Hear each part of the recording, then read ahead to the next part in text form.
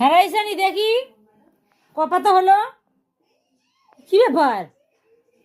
বইয়ের bag table এখানে বই ছড়ানো গেল কোথায়? ও লুকালো নাকি? অন্য সময় লুকিয়ে থাকে দেখি। দরজার পিছনে নেই তো। ওই শোনো, কোথায় রে? দেখতে পাচ্ছি না, কোথায় গেলি তুই? কি তুই এখানে কি করছিস?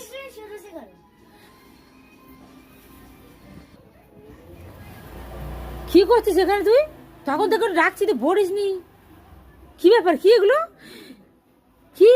मैंने क्या बहुत सारे धनिया उठाया। এ বাবা, তুই এতগুলো ধনিয়া পাতা তুললি কেন? কি করবি? সুবড়ে সব তুলে নিয়েছি। मम्मा मेरे लिए तुम धनिया का पकौड़ा बना दो। এত রাত্রে? এখন তো শুয়ে পড়বো। দেখি সব মনে হয় গাছ সব নষ্ট করে দিল। যা দেখি,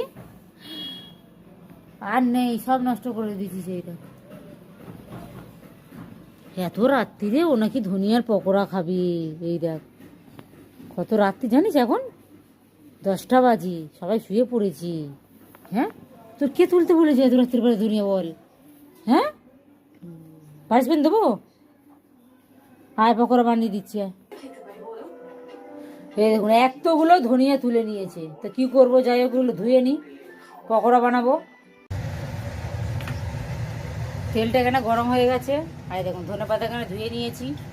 মেয়ের আবদারে এত রাত্রিবেলা আমাকে ধনেপাতার পকোড়া বানাতে হচ্ছে। এরকম একটু তেল আমি এই বেসনের মধ্যে দিয়ে দেবো। দিলে কি বলুন তো, মানে এই পকোড়াগুলো একটু মুচমুচে হবে, ভালোই হবে।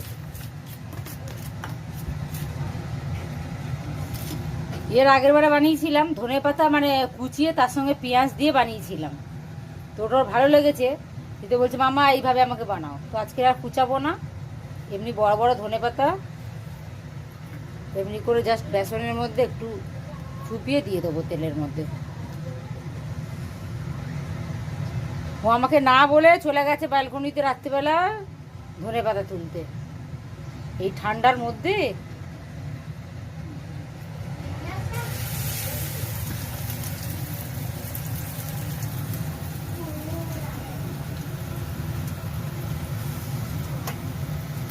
এই কটাও নিয়ে নেবো।